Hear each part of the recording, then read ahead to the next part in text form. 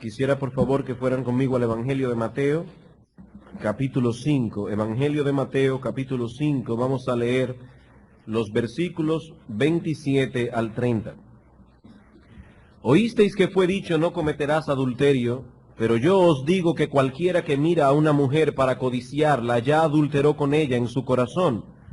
Por tanto, si tu ojo derecho te es ocasión de caer, sácalo y échalo de ti, pues mejor te es que se pierda uno de tus miembros y no que todo tu cuerpo sea echado al infierno. Y si tu mano derecha te es ocasión de caer, córtala y échala de ti, pues mejor te es que se pierda uno de tus miembros y no que todo tu cuerpo sea echado al infierno. Bien, hermanos, continuamos con nuestra serie de sermones expositivos en el Sermón del Monte, el más extenso y más famoso discurso de Cristo recogido en los Evangelios. Y actualmente nos encontramos estudiando algunos ejemplos que aparecen en la segunda mitad del capítulo 5, a través de los cuales el Señor Jesucristo ilustra ¿cuál es la manera correcta de interpretar el Antiguo Testamento en contraposición a la forma en que lo hacían los escribas y fariseos? La semana pasada comenzamos a considerar la interpretación de Cristo del séptimo mandamiento versus la interpretación farisaica. Estos hombres interpretaban las palabras no cometerás adulterio únicamente como una prohibición de que un hombre tome para sí la mujer de otro o cualquier otra mujer que no fuera su propia esposa. Pero veíamos el domingo pasado que desde la perspectiva de Cristo, estas palabras tienen un alcance mucho más amplio. El séptimo mandamiento ciertamente prohíbe cualquier tipo de relación sexual ilícita, pero prohíbe también albergar cualquier deseo ilícito, cualquier pensamiento impuro que se levante en nuestra mente. El Señor dice aquí que basta con mirar a una mujer de tal manera que eso genere un deseo pecaminoso por ella, y entendemos obviamente que está hablando allí de una mujer que no sea la propia esposa, y ya el adulterio, dice Cristo, fue cometido en el corazón. La semana pasada concluimos nuestro estudio de los versículos 27 y 28, derivando algunos principios y enseñanzas prácticas de estas palabras de Cristo. 4 principios básicamente. Vimos en primer lugar que de acuerdo a esta enseñanza, el pecado no es otra cosa que el consentimiento de la voluntad a los pensamientos y deseos pecaminosos que se levantan en el corazón. La ley de Dios no solo prohíbe los actos pecaminosos, sino también los deseos pecaminosos que luchan por obtener el consentimiento de nuestra voluntad. Sí, los 10 mandamientos prohíben tomar la mujer del prójimo, pero prohíben también codiciarla. Tan pronto nuestra voluntad consiente, el pecado ya fue cometido, aunque no tengamos ocasión de llevarlo a cabo en realidad. En segundo lugar, vimos que la fuente del pecado reside en el corazón. Cristo dice, ya cometió adulterio en el corazón. El problema del hombre no está en las manos, no está en los ojos, no está en los pies. El problema del hombre reside en el corazón. El Señor dijo en una ocasión que es de dentro del hombre, del corazón, que salen los malos pensamientos, los adulterios, las fornicaciones, los homicidios, los hurtos, las avaricias, las maldades, el engaño, la lascivia, la envidia, la maledicencia, la soberbia, la insensatez. Todas estas maldades, dice el Señor en Marcos 7, 21 al 23, todas estas maldades de dentro salen y contaminan al hombre. Los ojos, las manos, los pies son los instrumentos que el pecado suele usar para seducirnos o para llevar a cabo el mal concebido. Pero no olviden, hermanos, que el taller en el que se forjan y fabrican esas maldades es el corazón. Así que no es el ambiente lo que daña al hombre, como dicen algunos sociólogos. El hombre viene dañado de fábrica. La fuente que genera toda esa maldad está dentro de nosotros. Por eso, hermanos, no nos cansaremos de repetir, no nos cansaremos de predicar que lo que el hombre necesita no es un adesentamiento, es un cambio de corazón. Hermanos, dejemos a las sectas, dejemos a la Iglesia Católica Romana, dejemos a los humanistas la tarea de moralizar al mundo. Esa no es nuestra tarea. La tarea nuestra es la de predicar el Evangelio, porque tenemos la convicción de que el Evangelio es el medio que el Espíritu Santo ha de usar para tomar a un hombre, para que deje de vivir centrado en sí mismo y comience a vivir en torno a Dios y a su voluntad. Regeneración no es lo mismo que adesentamiento, no es lo mismo que moralización. Uno es un cambio de fachada, el otro es un nuevo nacimiento. Son dos cosas diferentes. Cristo dijo a Nicodemo que era necesario nacer de nuevo, no adecentarse, nacer de nuevo para entrar en el reino de Dios. Así que mientras las sectas andan por ahí buscando muertos espirituales para darles una honrosa sepultura, nosotros los cristianos vamos con el Evangelio buscando a esos muertos para darles vida, para darles vida. Dos cosas más vimos la semana pasada. En tercer lugar, vimos que nuestra verdadera condición espiritual se revela a través del estado de nuestro corazón y no por nuestro comportamiento externo. En otras palabras, que nuestro verdadero yo no es el que se puede percibir con los ojos. El Señor habla aquí de cometer adulterio en el corazón, donde nadie excepto Dios puede percibir el mal. La apariencia externa es una cosa, pero lo que realmente cuenta es lo que somos internamente, y eso es lo que Dios juzgará algún día. Y finalmente vimos que la ley de Dios no solo condena el adulterio, sino también todo aquello que puede guiarnos y guiar a otros a cometer adulterio. Cristo dice, el que mira a una mujer. Y quiero citar aquí una vez más, o repetir más bien la cita que escuchamos de Pink la semana pasada. Dice este autor de nuestra generación, si las miradas lascivas constituyen un pecado tan grave, entonces aquellos que se visten y se exponen a sí mismos con la intención de ser mirados y deseados, no son menos culpables, sino probablemente más. En este asunto a menudo no son los hombres los que pecan únicamente, sino que también las mujeres los tientan a pecar. ¿Cuán grande entonces debe ser la culpa de la gran mayoría de las jóvenes modernas? Y yo me río porque este autor está escribiendo aquí en el año 1951, que fue cuando el comentario del Sermón del Monte fue publicado. Y él dice, ¿cuán grande debe ser la culpa de las mujeres jóvenes, la mayoría de las jóvenes de su época, quienes deliberadamente buscan levantar las pasiones de nuestros jóvenes? Y cuánto más grande es la culpa de sus madres por permitirles ser tan lascivamente provocadoras. El Señor dijo en una ocasión que a cualquiera que haga tropezar a uno de los suyos, mejor le fuera que se le colgase al cuello una piedra de molino de asno y que se le hundiese en lo profundo del mal. Y a una mujer debe darle pánico pensar, pánico literalmente, pensar que por su culpa alguna persona tropiece y caiga en pecado. Eso debe ser un motivo de preocupación constante en la vida de toda mujer piadosa. Una mujer que no está preocupada por esto no es una mujer piadosa. Esto debe ser una preocupación constante, la forma que se viste, la ropa que compra, la forma como camina, los temas que habla. Pero no queremos extendernos más en esta revisión, tenemos muchas cosas que ver. En la mañana de hoy pasaremos a considerar las palabras del Señor en los versículos 29 y 30 únicamente, los cuales constituyen una aplicación de los versículos anteriores.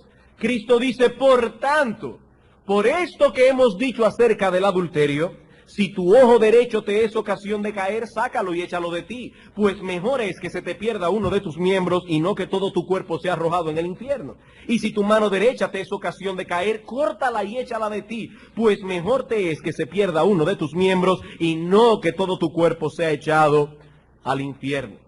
Estas palabras han sido motivos de asombro, discusión y causa de muchas prácticas extrañas a lo largo de toda la historia de la iglesia. Por tal razón, lo primero que haremos en esta mañana es ver el texto desde un punto de vista negativo. ¿Qué no significan estas palabras? Luego veremos un punto de vista positivo, lo que sí significan, y entonces extraeremos algunas aplicaciones prácticas. Pero antes quisiera dar crédito aquí, me veo compelido a dar crédito al pastor Martin esta mañana, porque su sermón acerca de este pasaje me fue de muchísima ayuda para el estudio del texto esta semana y aún para la confección de mi propio sermón. Vamos a ver entonces, en primer lugar, algunas interpretaciones erróneas, básicamente dos. Hermanos, amigos, este texto no enseña que la salvación se obtiene por medio de las obras. Este texto no enseña que la salvación se obtiene por medio de las obras.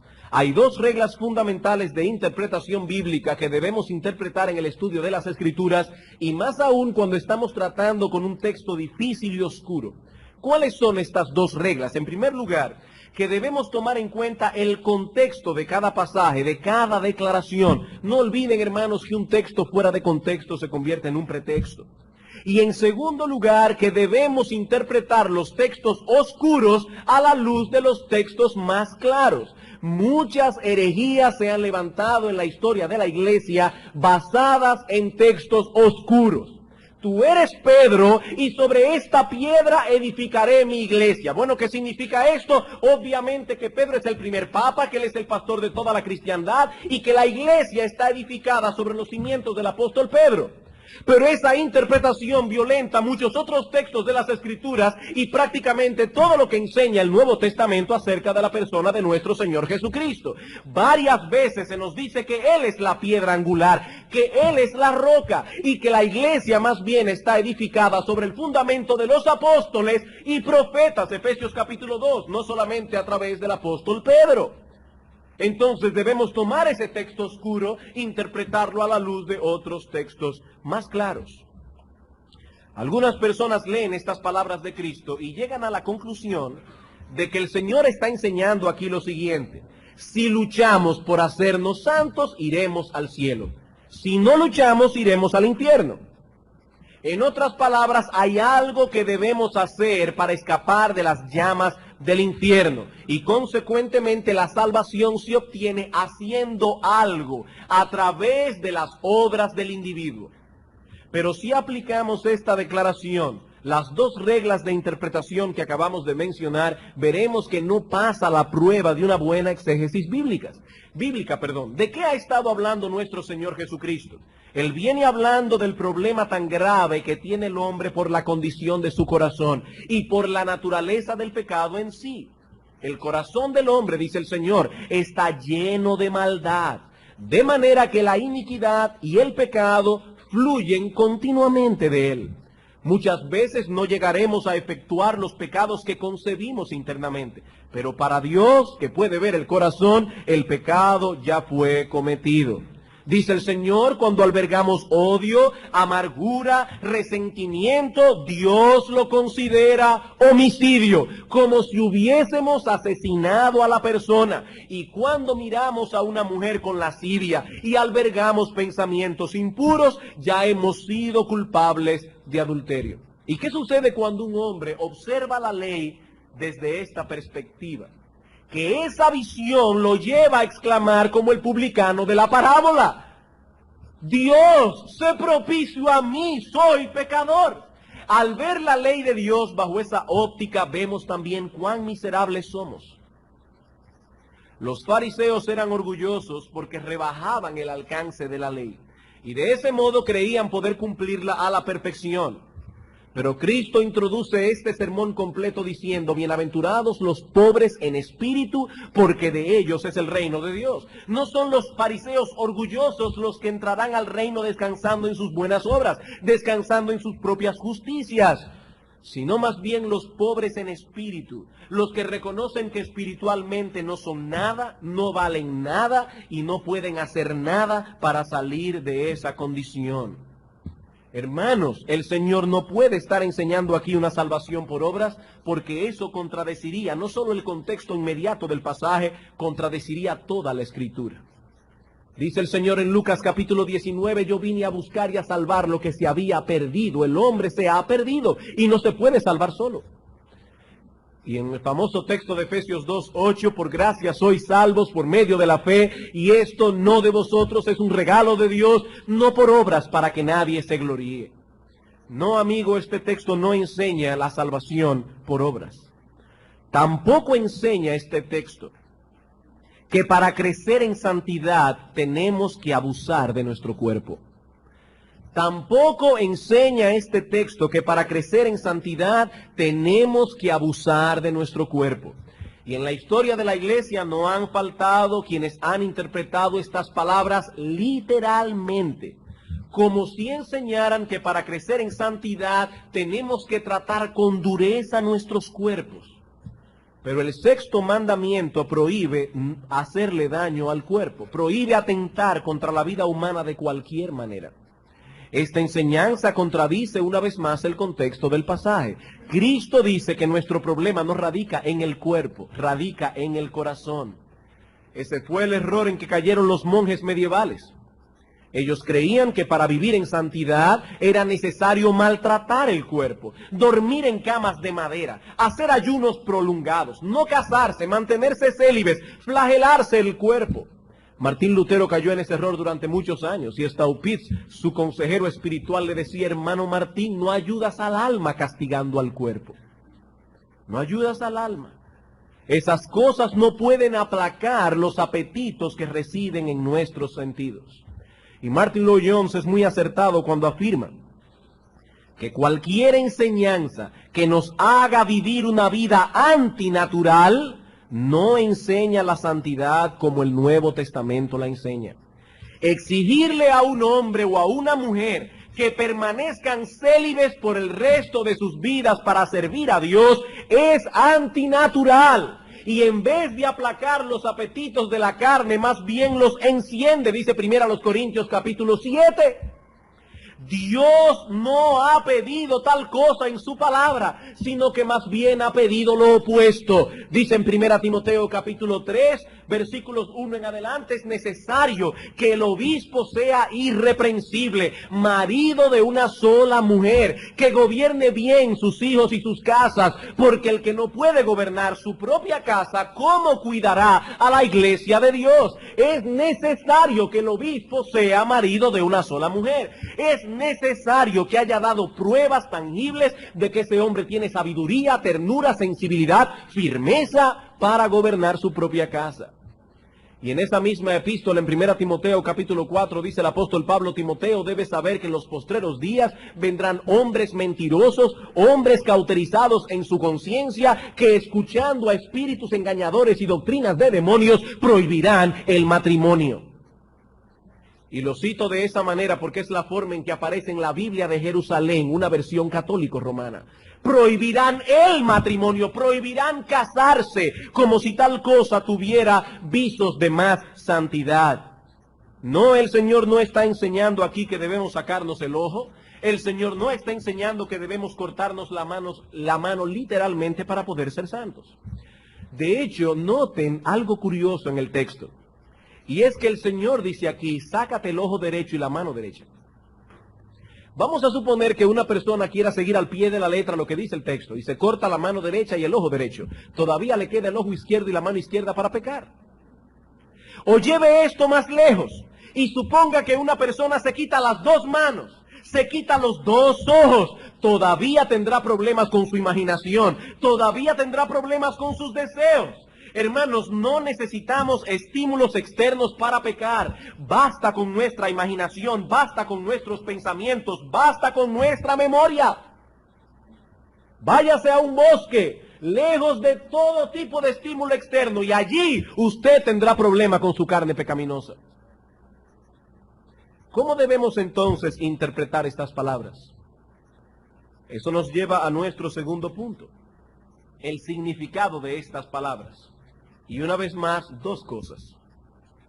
Este texto nos enseña claramente, hermanos, que debemos cesar de practicar el pecado o terminaremos en el infierno. Este texto enseña claramente que debemos cesar, y noten cada palabra, de practicar el pecado o terminaremos en el infierno. Que dice Cristo, si tu mano te es ocasión de caer, córtatela. No sea que vayas con las dos al infierno. Si tu ojo te es ocasión de caer, sácatelo. No sea que entres con los dos en el infierno. La enseñanza clara de este texto es que todos aquellos que viven practicando el pecado manifiestan de ese modo un corazón no arrepentido y por lo tanto van camino al infierno. Esta es la enseñanza que encontramos en todo el Nuevo Testamento. Lucas capítulo 13. Lucas capítulo 13, versículos 1 al 5.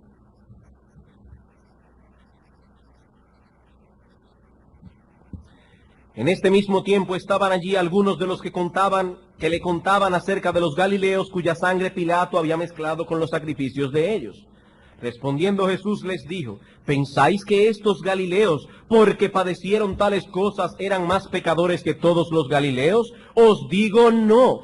Antes, si no os arrepentís, todos pereceréis igualmente. ¿O aquellos 18 sobre los cuales cayó la torre de Siloé y los mató, pensáis que eran más culpables que todos los hombres que había en Jerusalén? Os digo no. Antes, si no os arrepentís, todos pereceréis igualmente. Cuando el Señor dice la cosa una vez, debemos prestarle atención. Cuando la dice dos veces, el asunto es serio. Si no os arrepentís, pereceréis. Hermanos, ¿qué es el arrepentimiento? El Catecismo Menor de Westminster define el arrepentimiento como una gracia salvadora por la cual el pecador, teniendo un verdadero sentimiento de sus pecados y conociendo la misericordia de Dios en Cristo, con dolor y odio de sus pecados, se convierte de ellos a Dios con plena determinación de alcanzar una nueva obediencia. Ese punto aquí es importante. El arrepentimiento no solo se manifiesta a través del dolor que experimentamos de haber pecado. Si solo tenemos dolor, pero no vamos camino a la obediencia, eso es remordimiento. Eso fue lo que sintió Judas cuando traicionó a Cristo. ¿Y qué hizo Judas? Fue y se ahorcó. Eso es remordimiento. Arrepentimiento no solo es dolor por el pecado, es la determinación que tenemos de abandonar el pecado, de obedecer a Dios y luchar contra la corrupción que hay en nosotros. Una persona que no manifiesta interés en dejar su pecado, en luchar contra ellos, sino que prosigue en la práctica de ellos, está evidenciando un corazón no arrepentido y por lo tanto va camino al infierno. Primera a los Corintios capítulo 6, versículo 9. ¿No sabéis que los injustos no heredarán el reino de Dios? No erréis, ni los fornicarios, ni los idólatras, ni los adúlteros, ni los afeminados, ni los que se echan con varones, ni los ladrones, ni los avaros, ni los borrachos, ni los maldicientes, ni los estafadores heredarán el reino de Dios. Pero noten ahora, y esto erais algunos de vosotros, mas ya habéis sido lavados, santificados, justificados en el nombre de Jesucristo. Esto erais, pero ya sois otra cosa. Gálatas capítulo 5. Gálatas capítulo 5, versículo 19 al 21. Y manifiestas son las obras de la carne. ¿Cuáles son? Adulterio, fornicación, inmundicia, lascivia, etcétera. Versículo 21. Y cosas semejantes a estas, acerca de las cuales os amonesto, como ya os lo he dicho antes, que los que practican tales cosas no heredarán el reino de Dios. Si no estamos luchando contra el pecado, es porque somos esclavos del pecado. Donde no hay una resistencia voluntaria y consciente contra el pecado, lo que tenemos es una persona que permanece bajo el poder del pecado. Hermanos, esta enseñanza no es muy popular hoy día. En muchos púlpitos de hoy se predica que se puede ser cristiano sin abandonar el pecado, que basta con una profesión de fe, con una declaración verbal de que creemos que Cristo es Dios hecho hombre y que murió por los pecados en una cruz. Eso es suficiente para ser salvos. Y si preguntamos a estas personas, ¿pero qué de aquellos que habiendo hecho profesión de fe continúan viviendo en pecado? Continúan siendo manejados por sus apetitos y deseos y no por la voluntad de Dios. ¿Saben lo que les responden? Esos son cristianos carnales. Cristianos carnales.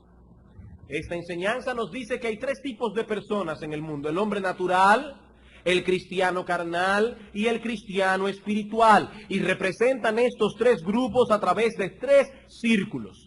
El hombre natural es representado por un círculo en el que Cristo está fuera, el yo del individuo está sentado en el trono del círculo y todas las áreas del individuo están hechas un desastre. Todas las áreas están en desorden. En segundo lugar tenemos al cristiano carnal. Este tiene en el círculo a Cristo dentro, pero no sentado en el trono. El yo sigue sentado en el trono y todas las áreas del individuo siguen en desorden.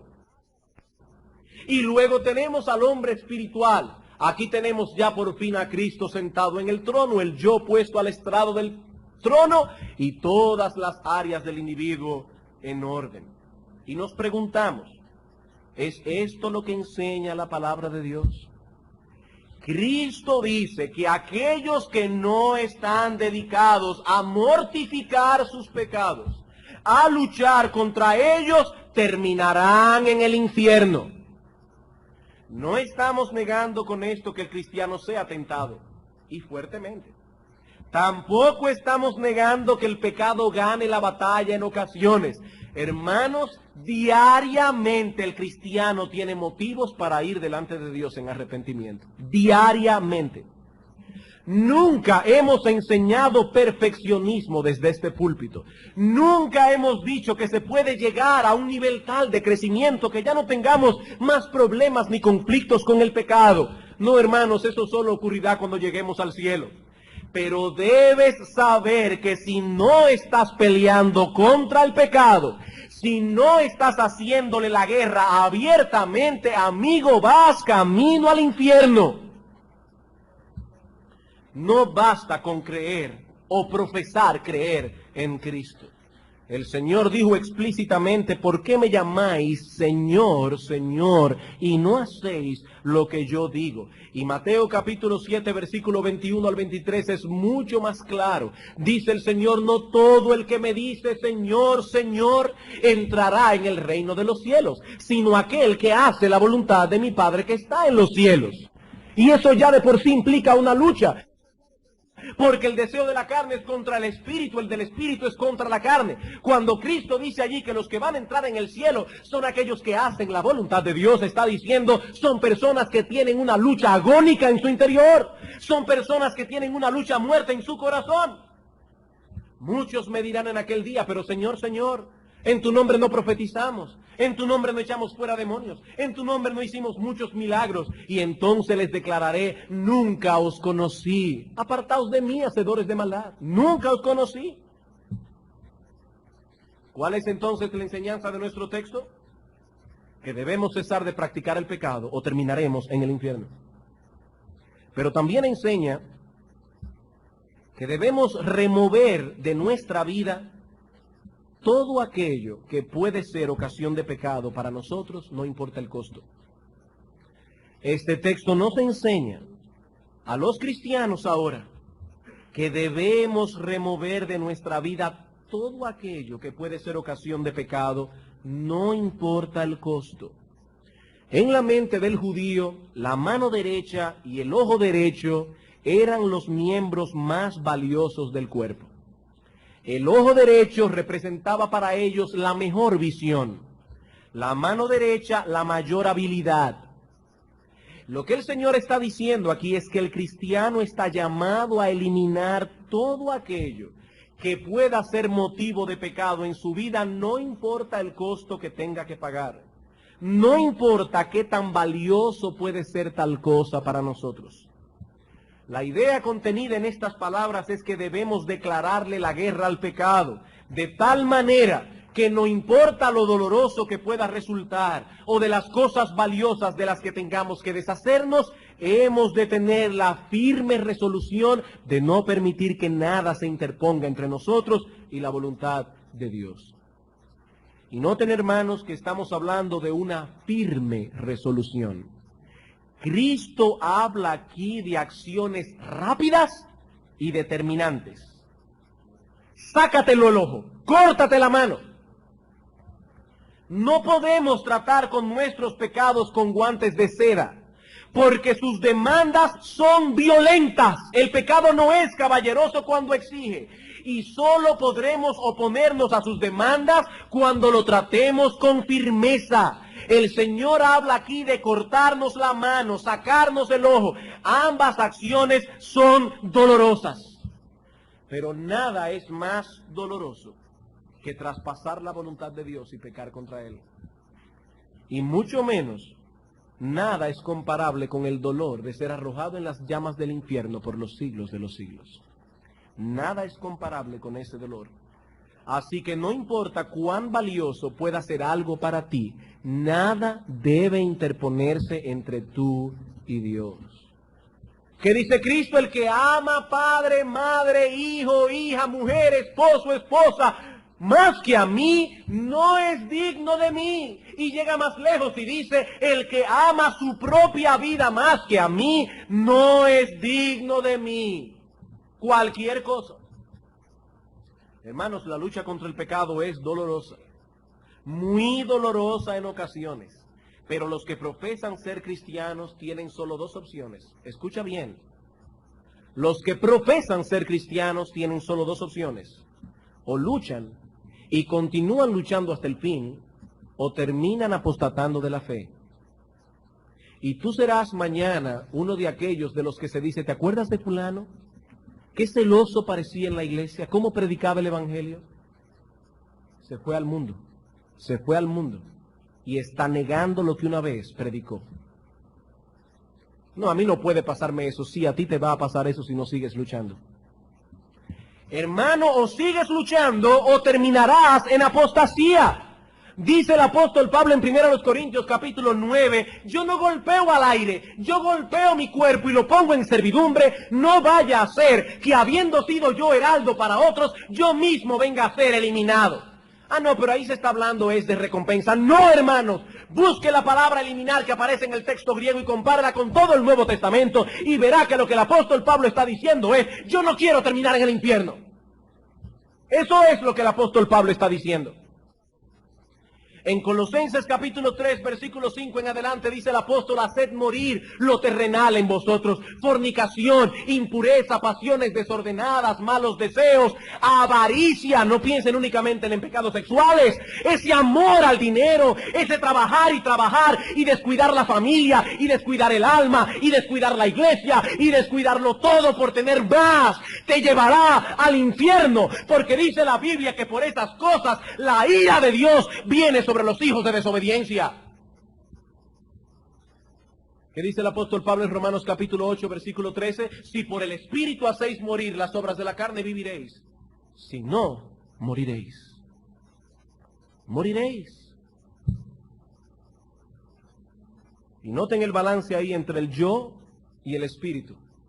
Si por el Espíritu hacéis morir, ¿quién es que tiene la responsabilidad? El creyente. Si vosotros hacéis morir, ¿puede el creyente hacer eso por sus propias fuerzas? No, hermano, no. Necesitamos la gracia de Dios. Es por medio del Espíritu. Una cosa no anula la otra. Una cosa no anula la otra. Si por el Espíritu hacéis morir. Pastor, pero ¿cómo podemos reconciliar esta enseñanza que usted está dando en la mañana con la doctrina de la perseverancia final de los santos? No existe ningún conflicto entre este pasaje y la doctrina de la perseverancia final de los santos. Aquella doctrina que enseña que todo hombre una vez salvo, siempre salvo. Y no hay confusión aquí, no hay conflicto. Note en primer lugar que se está hablando de la perseverancia de los santos. Los que enseñan la doctrina del cristiano carnal enseñan la perseverancia de los impíos. Aquí estamos hablando de la perseverancia de los santos. Y un hombre que no está luchando conscientemente con los pecados que residen en su corazón no es un santo. Y por lo tanto no podrá perseverar. Pero noten algo más. El que los cristianos perseveren en gracia es una obra de Dios. Por eso alguien ha dicho que en vez de llamarse la perseverancia de los santos, debería llamarse la preservación de Dios. Es Dios. Pero eso no elimina la responsabilidad que tiene el cristiano de perseverar.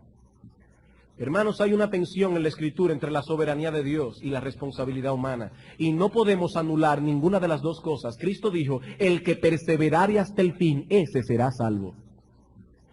¿Eso no lo escribieron los pentecostales en la Biblia?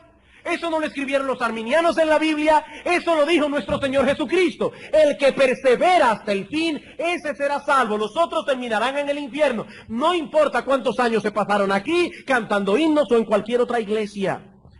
Ambas enseñanzas se encuentran en la palabra de Dios. Y sabes una cosa, todas estas advertencias que aparecen en las Escrituras son usadas por el Espíritu Santo para estimular al creyente a seguir perseverando, a no descuidar su vida de santidad, a que nadie se acomode en una silla diciendo ya yo fui salvo porque hace 5 años atrás hice una oración y pedí a Cristo que viniera a mi vida. Todas estas advertencias están allí, hermanos, para que no seamos presuntuosos. Una persona que vive practicando el pecado, que se deleita en el pecado, que no lucha contra el pecado, que no está mortificando el pecado, es un presuntuoso si cree que va camino al cielo. Porque Cristo dijo, sácatelo, córtate la mano o serás echado en el infierno. Bien, hermanos, esto es lo que enseña el texto. Pero veamos ahora algunos principios que se derivan de esta enseñanza. Algunos principios que se derivan de esta enseñanza. En primer lugar, aprendemos de este texto y de la forma en que Cristo trata este asunto, que el pecado que reside en el corazón usará los miembros de nuestro cuerpo, usará nuestros sentidos para capturar nuestra voluntad.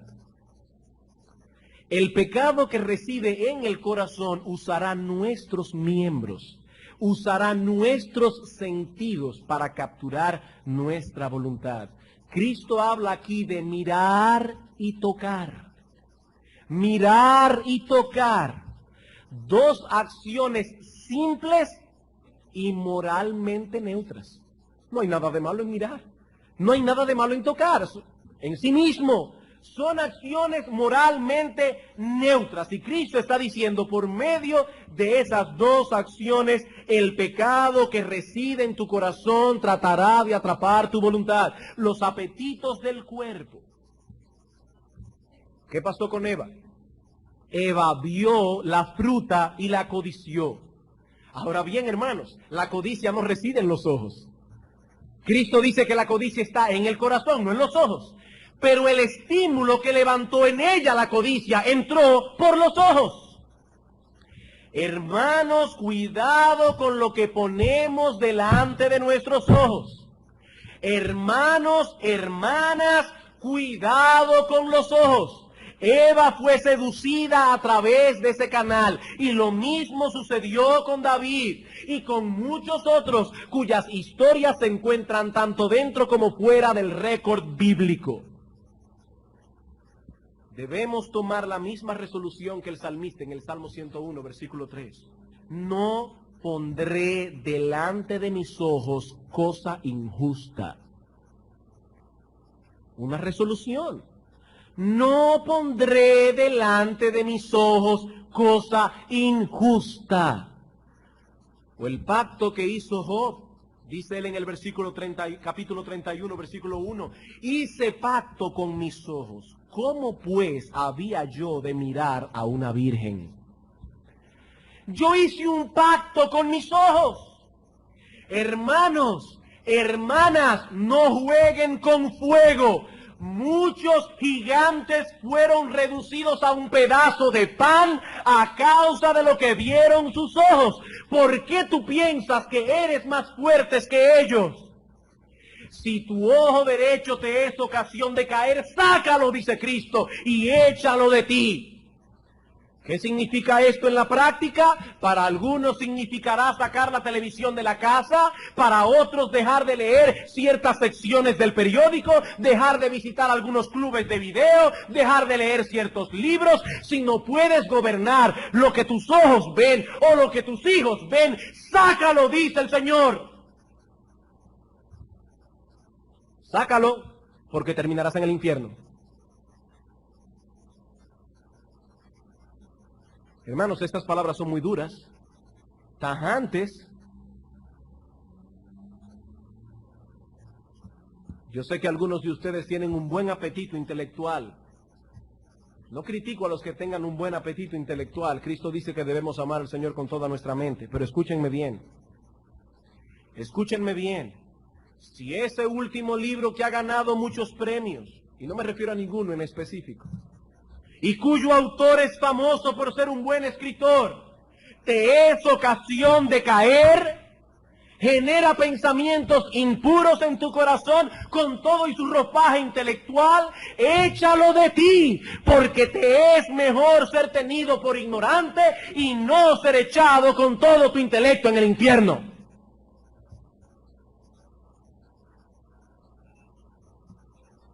Hermanos, hay cosas que no se pueden leer. Hay biografías que no se pueden leer. Hay historias escandalosas que no edifican el alma. Si tu ojo te es ocasión de caer, sácalo, dice el Señor. Porque el pecado que reside en tu corazón usará tus miembros para capturar tu voluntad. En segundo lugar, aprendemos de este texto que el alma del hombre es mucho más importante que el cuerpo. Aprendemos de este texto que el alma del hombre es mucho más importante que el cuerpo. El Señor dice aquí que es más terrible ser echado en el infierno con los dos ojos y con las dos manos que entrar en el reino de Dios manco y tuerto. Es más terrible. Perder el alma es lo más terrible que puede pasarle a un ser humano. El Señor dijo en una ocasión, ¿qué aprovechará al hombre si ganare el mundo entero, y perdiere su alma? ¿De qué le servirá todo lo que pudo acumular cuando sea arrojado en el infierno? Nada hemos traído a este mundo, dice Pablo, y sin duda nada podremos sacar de él. Lo único que cuenta es el alma. Y lo que el Señor está diciendo aquí es que no importa lo que tengas que perder, piérdelo, pero no pierdas tu alma. No importa lo que tengas que perder, piérdelo, pero no pierdas tu alma. Es sorprendente ver cuán renuente es el hombre a hacerle algún bien a su alma imperecedera, mientras al mismo tiempo se preocupa diligentemente por cuidar este cuerpo que perece. Descuida el alma, cuida el cuerpo. Desde que siente una pequeña molestia comienza a preocuparse. Y si el asunto persiste, de una vez hace cita con el médico. Y se cuida de no visitar ningún sitio que pueda estar contaminado de alguna plaga. Pero no mueven un dedo para cuidar su alma.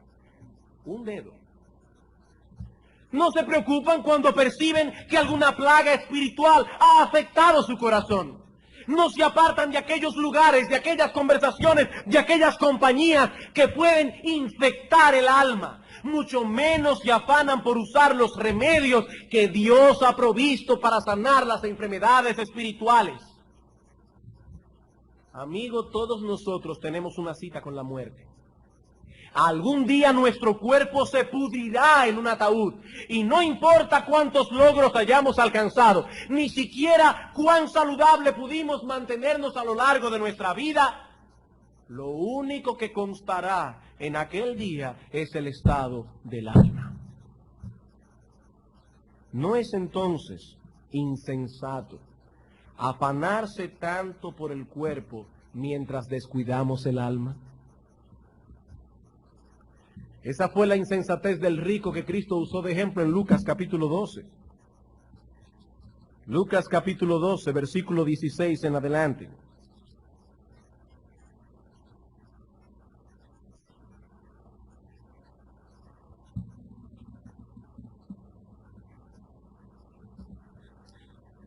También les refirió una parábola diciendo, la heredad de un hombre rico había producido mucho.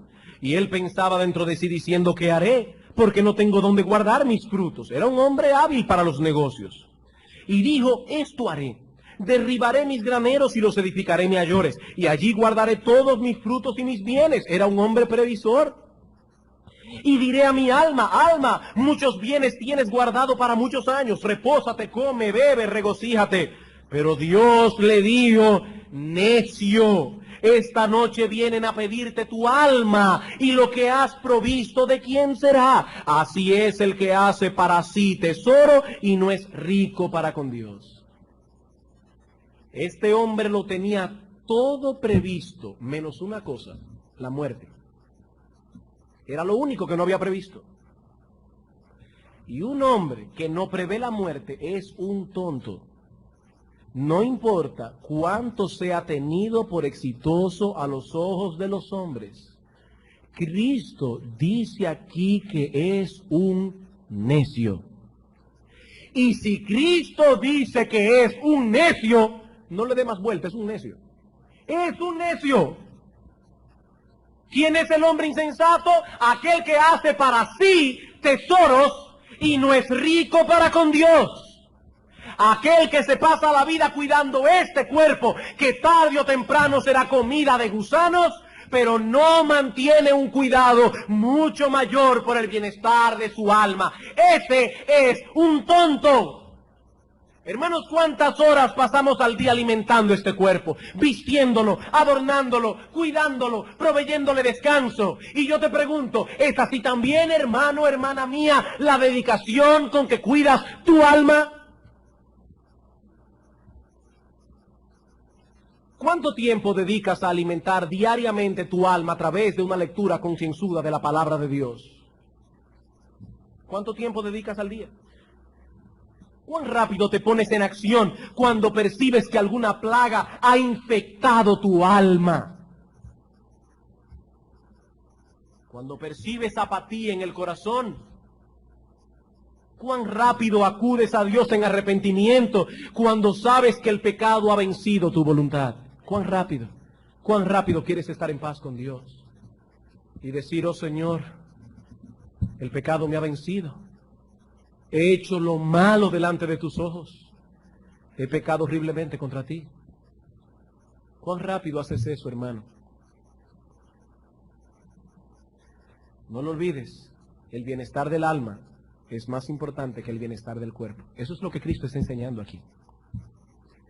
En tercer lugar, este pasaje también nos enseña que Cristo creía en la existencia de un lugar eterno de condenación llamado el infierno. Este texto también nos enseña que Cristo creía en la existencia de un lugar eterno de condenación llamado el infierno. 2 veces el Señor menciona la misma advertencia. Sácate el ojo, córtate la mano, no sea que teniendo ambas cosas seas echado al infierno. En otra ocasión el Señor dijo, no temáis a los que matan el cuerpo, porque el alma no pueden matar. Temed más bien a aquel que puede destruir el alma y el cuerpo en el infierno. Amigos, si no hubiese un infierno, la encarnación de Cristo y su muerte en la cruz no tendrían ningún sentido. Dentro de pocos días estaremos celebrando la Navidad. Y este es un buen momento para preguntarnos, ¿para qué vino Cristo al mundo? ¿Era realmente necesario que la segunda persona de la Trinidad se hiciese hombre? Y más aún que se humillara hasta la muerte, ¿era necesario que Cristo muriera en la cruz como si fuera un criminal? Mi amigo, si quieres percibir la magnitud del peligro que te rodea, Contémplalo a la luz de lo que Dios estuvo dispuesto a hacer con tal de rescatarnos de ese peligro. Algún día todos compareceremos ante el augusto tribunal de Dios. Y en aquel día solo serán oídos dos veredictos. Dice el Señor en Mateo capítulo 25, versículo 46, los justos irán a la vida eterna, los injustos al castigo eterno. Y dice el profeta Daniel en Daniel capítulo 12, versículo 2, lo siguiente. Y muchos de los que duermen en el polvo de la tierra serán despertados, unos para vida eterna, otros para dormir eterna, no, para vergüenza y confusión perpetua. Perpetua. Ah, pero yo he oído que algunos enseñan que tal cosa no existe, que un Dios de amor no puede enviar a sus criaturas al infierno. Sí, mi amigo, sabemos que algunas sectas falsas enseñan tal cosa, pero aquel que es el amén, el testigo fiel y verdadero, aquel que no puede mentir, dice en su palabra que es mejor perder los miembros más valiosos del cuerpo y no ser arrojado completico en el infierno. Ya depende de ti creerle a los testigos de Jehová o creerle a Cristo. Dice en Apocalipsis capítulo 14, el humo de su tormento subirá por los siglos de los siglos. Y cuando el Señor dijo a sus discípulos, uno de vosotros me va a entregar, dijo, ay de aquel por quien el Hijo del Hombre es entregado, mejor le fuera a ese hombre no haber nacido. Si lo que hay después de la muerte para el impío es la inconsciencia, él caerá en un estado similar al que tenía antes de haber nacido. Pero Cristo dice, no, mejor le fuera no haber nacido, porque no es a la inconsciencia que va, es a una vergüenza y confusión perpetua. Sí, mi amigo, existe un infierno porque es lo único que puede castigar el pecado que el hombre ha cometido contra un Dios infinito. ¿Y es justo, pastor, que un hombre peque en esta vida temporal y sea castigado eternamente? Sí, es justo.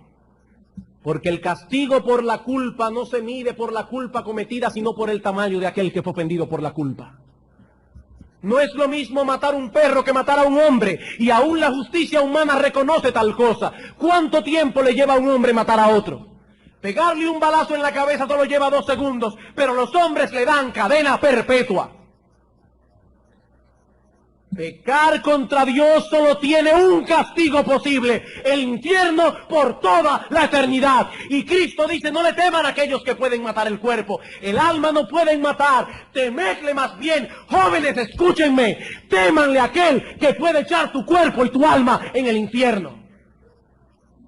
Así de vigoroso y rozagante que tienes el cuerpo y piensas que tienes la vida por delante, escúchame, te echarán en el infierno por toda la eternidad.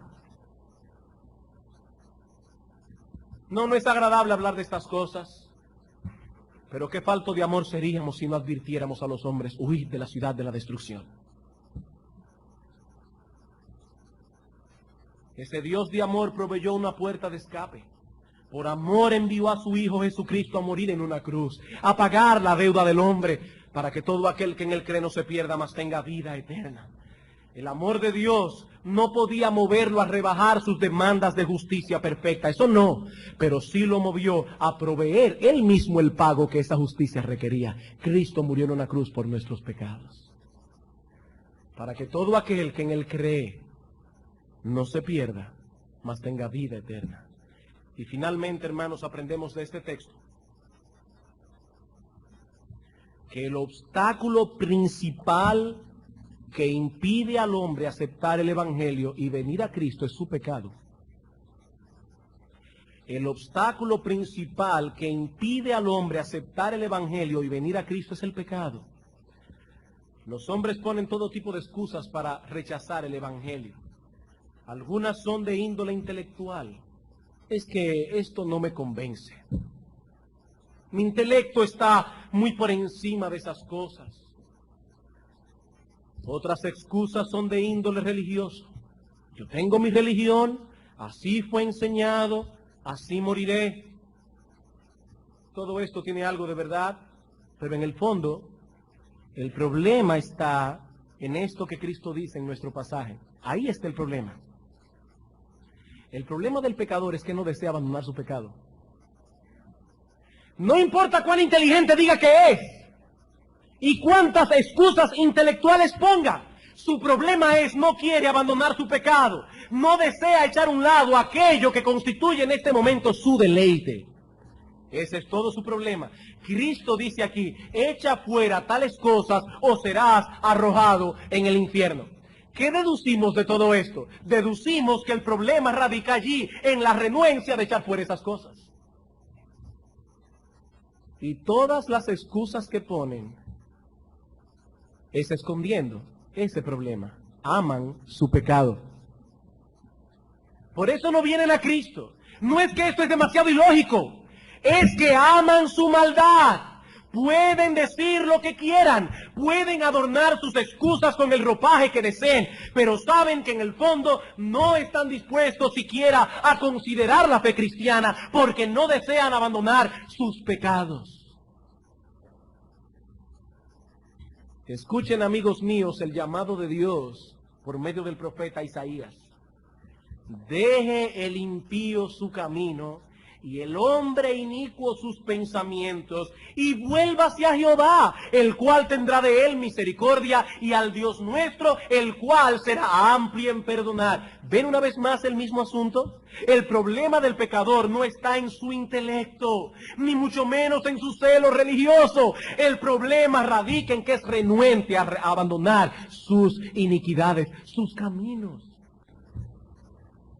Es cierto que el intelecto del hombre natural se ha embotado y que no puede entender la palabra de Dios sin la ayuda del Espíritu Santo. Pero yo me pregunto, ¿qué es lo que ha embotado el intelecto del pecador? ¿Qué es lo que lo ha embotado? Su amor por el pecado.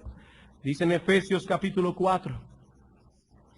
Efesios capítulo 4, versículo 17. Esto pues digo y requiero en el Señor, que ya no andéis como los otros gentiles que andan en la vanidad de su mente, teniendo el entendimiento entenebrecido, ajenos de la vida de Dios, por la ignorancia que en ellos hay, por la dureza de su corazón. ¿Por qué hay ignorancia? Por la dureza de su corazón. Hermanos, amigos, el pecado endurece el corazón, el pecado entenebrece el entendimiento, y mientras más practica una persona el pecado, más dureza y más tontera tiene en el razonamiento. ¿Por qué no vienen a Cristo? Porque aman sus pecados. No den más excusa. No den más excusas, no te arrepientes porque no quieres dar vuelta atrás a tu pecado, quieres seguir disfrutando, eres como Faraón. Cuando Dios le envió a Faraón una plaga de ranas y Faraón se convenció de que debía humillarse delante de Dios, Moisés le dijo, dime, ¿cuándo quieres que ore para que Dios te quite las ranas? ¿Saben lo que respondió ese insensato? Mañana. Mañana, yo quiero un día más con mis ranas, yo quiero tener ranas en mis aposentos, yo quiero tener ranas en mi cocina, en todas partes, yo quiero mis ranas. Jóvenes, ¿saben por qué no se arrepienten de sus pecados? No es porque este asunto les parece muy aburrido. Es que tienen en el corazón la idea vendida por el diablo de que si se arrepienten de sus pecados ya no disfrutarán la vida. Y están diciendo, sí, algún día quiero seguir con mis ranas.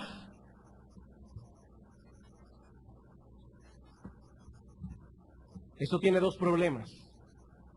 En primer lugar, que el pecado es un engaño. No es verdad que el pecado da la felicidad. Cristo dice, yo he venido para que tengan vida y la tengan en abundancia. Tú no sabes lo que es vivir si no te has arrepentido. Tu vida es un infierno aquí. Sí, disfruta 5 minutos en una fiesta. ¿Y qué pasa después? Tu vida es una vida vacía, sin sentido.